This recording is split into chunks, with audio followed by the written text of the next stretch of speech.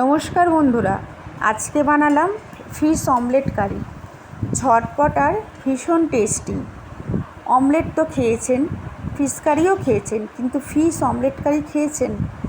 আজকে আমি বানাবো, আপনারা দেখুন আমি কিভাবে বানাই।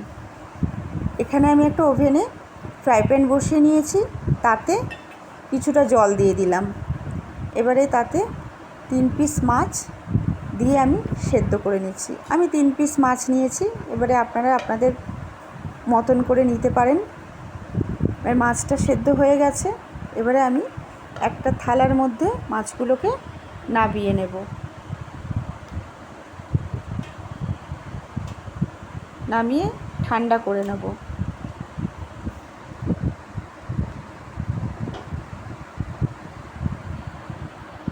ঠান্ডা হয়ে গেছে মাছগুলো, এবারে মাছের থেকে কাঁটাগুলোকে আলাদা করে নেব। যেহেতু পেটির মাছ, সেই জন্য ছোট ছোট কাঁটা খুব একটা নেই, বড় কাঁটাই আছে।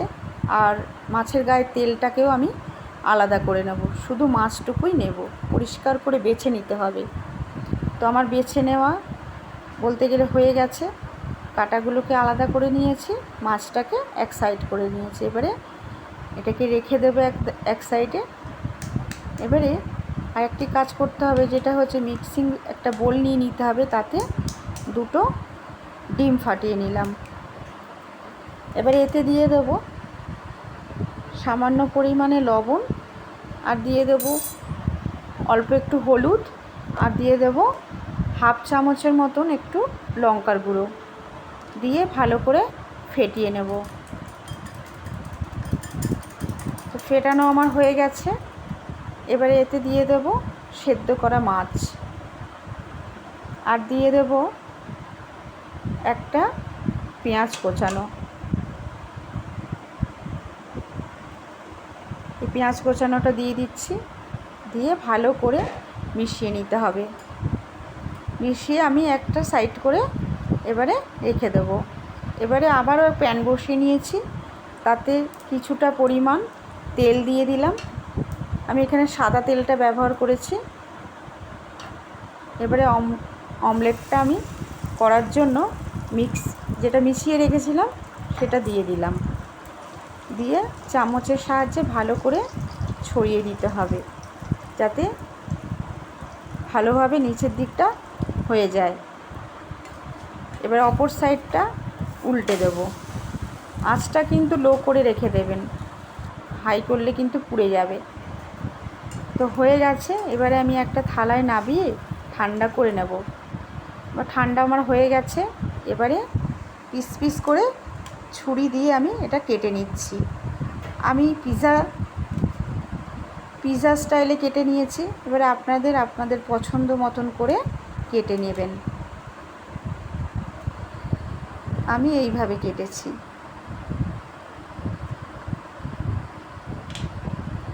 তো এইরকম হয়েছে।